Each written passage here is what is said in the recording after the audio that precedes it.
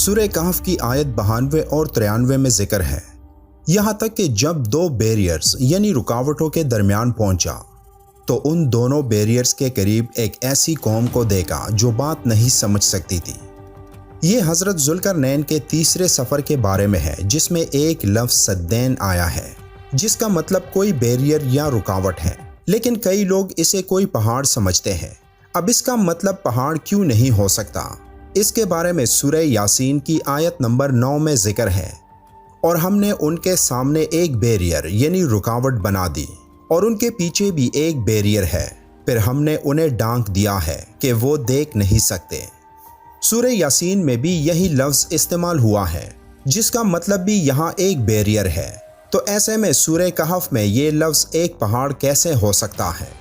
Astronomy یعنی فلکیات میں سدین کا مطلب نیبولا ہے، جو کسی کہکشاں کا گرد اور گیس پر مشتمل خطہ ہوتا ہے۔ یعنی حضرت ذوالقرنین اس سیارے پر پہنچ گئے تھے جو دو نیبولا کے درمیان میں تھا،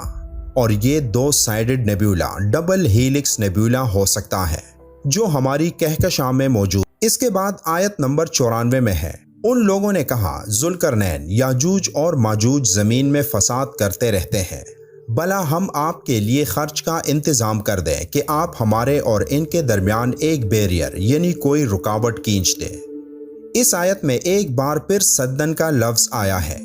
اس سیارے کے لوگوں نے حضرت ذوالقرنین کو یاجوج ماجوج سے بچانے کے لیے ایک بیریئر بنانے کا کہا تھا۔ یہ سب کسی اور سیارے میں ہونے کا واضح ثبوت اس آیت میں الارض لفظ بھی ہے، جس کا مطلب زمین ہے، لیکن کئی اسلامی اسکالرز کے مطابق الارض کو آپ پوری کائنات میں کسی بھی جگہ کے لیے استعمال کر سکتے ہو، یعنی یہ صرف ہماری زمین کے لیے ہی نہیں۔ آگے آیت نمبر 96 میں ہے، مجھے لوہے کے تختے لا دو، یہاں تک کہ جب دونوں سروں کے بیچ کو برابر کر دیا تو کہا کہ دونگ کو، یہاں تک کہ جب اسے آگ کر دیا تو کہا کہ میرے پاس تانبا لاؤ تاکہ اس پر ڈال دوں۔ اس آیت میں ذکر ہے کہ وہ بیریئر کس طرح بنا تھا، لیکن یہ بیریئر زمین پر کسی دیوار کی طرح نہیں ہو سکتی۔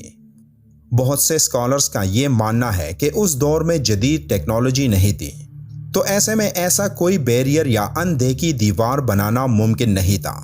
لیکن حضرت ذوالقرنین کی وہ دیوار اللہ کا ایک عظیم معجزہ ہے۔ ہم یہ جانتے ہیں کہ اس دنیا میں ایسا کوئی بیریئر بنانا ممکن ہی نہیں جو اتنی زیادہ تعداد میں کسی مخلوق کو اس بیریئر کی دوسری طرف قید کر سکے، جیسے کہ احادیث میں یہ بات ذکر ہے کہ یاجوج ماجوج اس دنیا کے لوگوں سے بڑی تعداد میں ہیں، اور جن لوگوں کا یہ ماننا ہے کہ وہ اسی دنیا میں ہے، تو آج جب سائنس کائنات کے ابتدائی دنوں کی تصاویر جیمز ویب ٹیلیسکوپ سے دنیا میں حاصل کر رہے ہیں، تو اسی ٹیکنالوجی سے یہ بیریئر معلوم کرنا کون سا مشکل کام ہوگا۔ اس آیت میں اس بیریئر کو بنانے کا جو ذکر ہے وہ اصل میں ایک کیمیکل پروسیس ہے۔ گرم لوہا ایک زبردست کیٹلسٹ ہے۔ کیٹلسٹ مطلب ایک ایسا مادہ جو دوسرے مادوں میں کیمیائی تبدیلیاں پیدا کرتا ہے،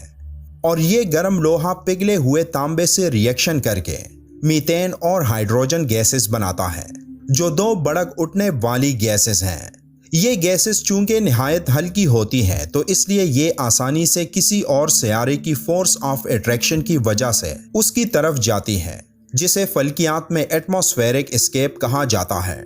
یہی وہ گیسز تھی جن کو حضرت ذوالقرنین نے یاجوج ماجوج کے سیارے کے گرد بنائی، جس سے ان لوگوں کو یاجوج ماجوج سے نجات ملی۔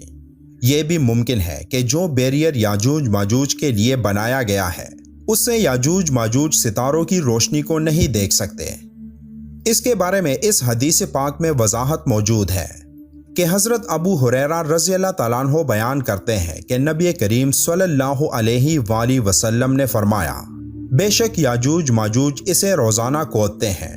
یہاں تک کہ جب وہ اس سوراخ سے سورج کی شعاعیں دیکھتے ہیں تو ان کا سردار کہتا ہے کہ واپس چلو، باقی کل کودیں گے، تو اللہ تعالیٰ اسے پہلی حالت سے بھی سخت کر دیتا ہے، حتیٰ کہ جب ان کی مدت پوری ہو جائے گی۔ یہ حدیث اس بات کو تقویت دیتی ہے کہ وہ بیریئرز گیسز سے بنا ہے، کیونکہ کوئی کنکریٹ یا لوہے کی دیوار سورج کی روشنی کو نہیں روک سکتی، اور نہ ہی اتنی تعداد میں یاجوج ماجوج کو روک سکتی ہے۔ اب ہماری زمین دن بدن یاجوج ماجوج کے سیارے کی طرف بڑھ رہی ہے اور جن کا اگلا ٹارگٹ ہمارا سیارہ یعنی زمین ہوگا، اور جب اللہ کی مرضی ہوگی تو وہ اس بیریئر سے باہر آ کر اس دنیا میں تباہی مچا دیں گے۔ اب آخر میں ان احادیث کا ذکر کرتے ہیں جو اس بات کو تقویت دیتے ہیں کہ یاجوج ماجوج کسی اور سیارے پر موجود ہیں۔ طبرانی میں ہے کہ حضور صلی اللہ علیہ وآلہ وسلم فرماتے ہیں، یاجوج ماجوج حضرت آدم علیہ السلام کی نسل سے ہیں، اگر وہ چھوڑ دیے جائیں تو دنیا کی معاش میں فساد ڈال دیں، ایک ایک اپنے پیچھے ہزار ہزار بلکہ زیادہ چھوڑ کر مرتا ہے، پھر ان کے سوا 3 امتیں اور ہیں، طاویل، مارس اور منسک۔ نسائی میں ہے کہ ان کی بیویاں اپنے پیچھے ہزار ہزار بلکہ زیادہ چھوڑ کر مرتے ہیں۔ ان احادیث کے بارے میں کہا جاتا ہے کہ ان کی روایات کمزور ہیں، لیکن آج تک کوئی یہ دعویٰ نہیں کر سکا کہ یہ احادیث درست نہیں۔ ایسی اور بھی کئی احادیث کا ذکر کتابوں میں ملتا ہے جن سے یہ بات ثابت ہوتی ہے کہ یاجوج ماجوج کوئی غیر انسانی مخلوق ہے۔ ایک اور حدیث میں یاجوج ماجوج کو حضرت آدم علیہ السلام کی اولاد میں سے فرمایا گیا ہے۔ حضرت ذوالقرنین کی اس معجزاتی سفر کے بارے میں جاننے کے بعد ہم یہ کہہ سکتے ہیں کہ ان کا وہ سفر صرف خلا میں سفر نہیں تھا بلکہ وقت میں بھی سفر تھا۔ میں یہ دعویٰ نہیں کرتا کہ اس ویڈیو میں ان آیات کی جس طرح تشریح کی گئی تو آپ بھی ان سب سے ایگری کرتے ہوں گے، لیکن جیسے اس ویڈیو کے آغاز میں کہا گیا تھا کہ اس میں موجود معلومات ایک ترک تھیولوجسٹ اسکندر تور کی کتاب ذوالقرنین دی مین ہو اسپیس ٹریول از نریٹڈ ان دی قرآن سے لی گئی ہیں، تو یہ تمام باتیں ہمیں ایک نئے زاویے سے سوچنے میں مدد فراہم کریں گی۔ اور جس طرح آج ہم ایونجرز اور ڈاکٹر سٹرینج کے جادوئی پورٹلز پر آنکھیں بند کر کے یقین رکھتے ہیں، اور سائنس بھی یہ کہتی ہے کہ ایسے پورٹلز ہو سکتے ہیں، اور قرآن میں ان پورٹلز کے بارے میں کئی جگہوں پر ذکر آیا ہے کہ آسمان کھولا جائے گا، پس وہ ہو جائے گا دروازے دروازے، یعنی عالم بالا جو ہماری نظروں سے اوجھل ہے وہ کھولا جائے گا اور غیبی پردے ہٹا دیے جائیں گے، پھر اس کے دروازے ظاہر ہو جائیں گے۔ یہ دروازے اصل میں وہ پورٹلز ہوں گے جن سے گزر کر ہماری ارواح 7ویں آسمان سے بھی آگے جائیں گے، لیکن جو لوگ ایمان نہیں لائے تو ان کے لیے وہ دروازے نہیں کھولے جائیں گے۔